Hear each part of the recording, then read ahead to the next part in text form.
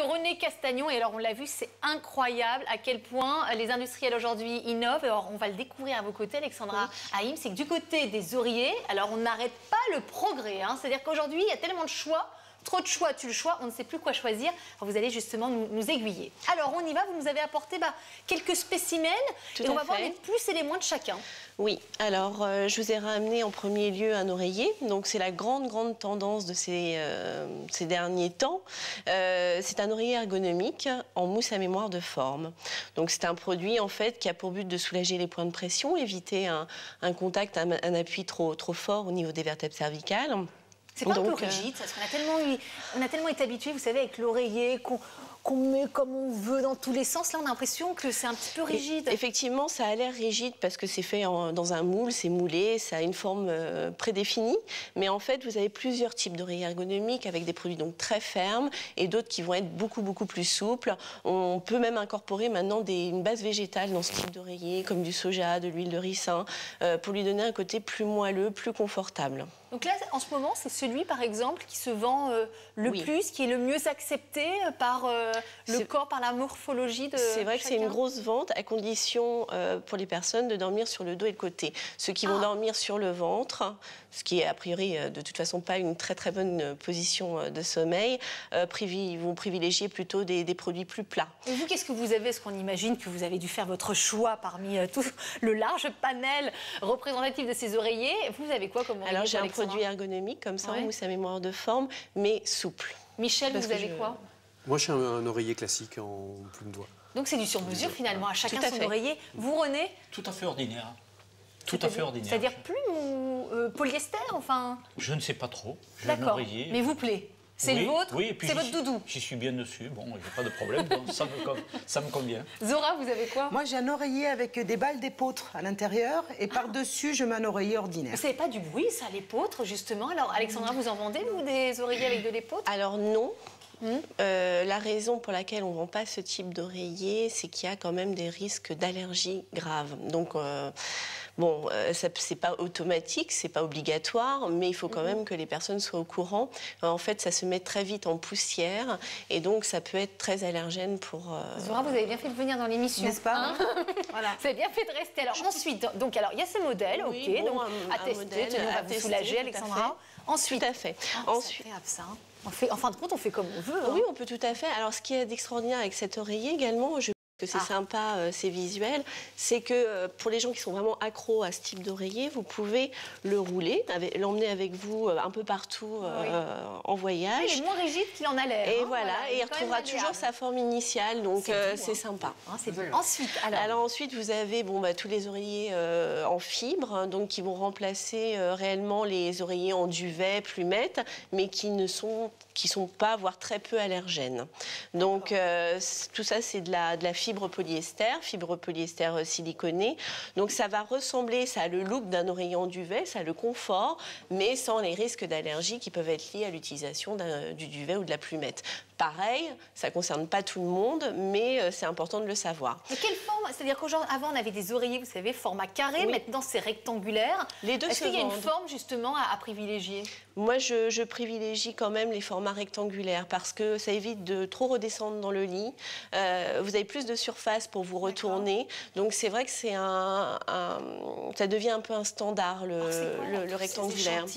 Alors tous ces petits échantillons, donc c'était pour vous montrer en fait donc la mousse à mémoire avec la base végétale. Donc un produit qui revient très lentement en forme. Mais c'est incroyable ce qu'on fait. Donc là, on trouve des oreillers dans ce type. Voilà, tout à fait. Donc c'est très intéressant parce que ça reprend toujours sa forme initiale et surtout, ça a le but de se mouler parfaitement au contour du corps. Donc ça soulage parfaitement les points d'appui, les points de pression, ce qui peut créer les micro-réveils, etc. D'accord, donc là, ça s'adapte à la morphologie de chacun. Tout à fait. Alors ensuite... Ensuite, je vous ai ramené un produit un peu rigolo. Là, c'est de la mousse donc avec du lait de coco à l'intérieur. Donc ça sent a priori... Oui, ça sent bon. On croirait manger une barre chocolatée avec de la noix de coco. Donc là, si on a envie de se croire un petit peu dans les Caraïbes, c'est vrai, c'est juste de l'intérêt, s'évader. c'est ça, oui, finalement. oui, en fait, c'est sympa. Et puis, c'est vrai que la mousse, du coup, est très souple. Ouais, c'est un produit qui offre vraiment un bon confort. Et puis, alors, la toute dernière, je dirais, nouveauté, c'est ces produits. Ça, alors, c'est incroyable, on a l'impression qu'on est à la NASA, là. C'est presque ça. Ah, c'est presque ça. Oui, c'est issu vraiment d'une recherche et développement. Donc, c'est du gel alvéolé. Donc, ça permet d'éviter toute transpiration excessive pendant la nuit. Il y a beaucoup de gens qui souffrent de cette transpiration importante pendant le sommeil. Effectivement, ils recherchent des produits qui pourraient répondre à leurs soucis. Donc là, vous êtes sur du gel alvéolé en nid d'abeille. Et donc, ça permet vraiment une respiration parfaite de la matière. Il faut le renouveler tous les combien, notre oreiller? Parce que vous disiez qu'on transpire. Peut-être qu'il y a un moment où il faut justement, pour des raisons d'hygiène, est-ce qu'on le lave déjà? Alors, on peut laver les duvets, ce qu'on ne sait pas a priori, mais ça se lave. Par contre, il faut absolument que ce soit bien séché. Vraiment, c'est l'essentiel, c'est que toujours bien sécher ses oreillers. Et renouveler tous les combien pour justement garder la capacité d'accueil? Alors, on va dire que les duvets, les fibres, l'idéal, ça serait entre 3 et 5 ans. D'accord. Et pour les mousses, c'est un petit peu plus... On peut les garder un peu plus longtemps, entre 7 et 10 ans. Mais vous savez combien de litres d'eau on perd chaque année dans le matelas en transpirant? À votre avis, Michel, un chiffre?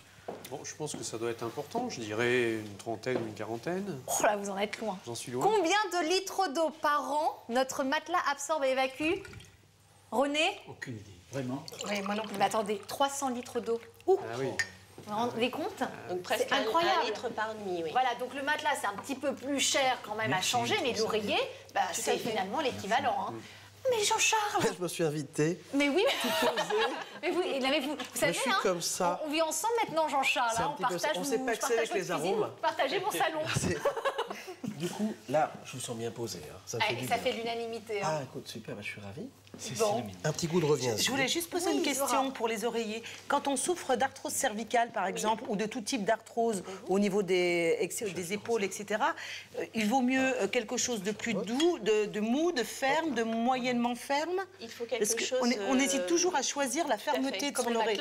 Comme le matelas. Alors moi, je conseille vraiment un produit assez souple pour des gens qui souffrent d'arthrose, parce que justement, c'est les points d'appui, les points de pression qui vont réveiller la douleur. Donc, par contre, on peut tout à fait allier soutien, c'est-à-dire forme ergonomique, et un produit très souple. Hein. C'est vraiment deux choses qui peuvent être complémentaires. C'est-à-dire qu'on met plusieurs couches, on met quelque chose de ferme? Non, pas du tout. C'est-à-dire qu'on va choisir un oreiller en fonction de sa position de couchage, mais un oreiller, imaginons en forme ergonomique, mais avec une mousse très souple à l'intérieur.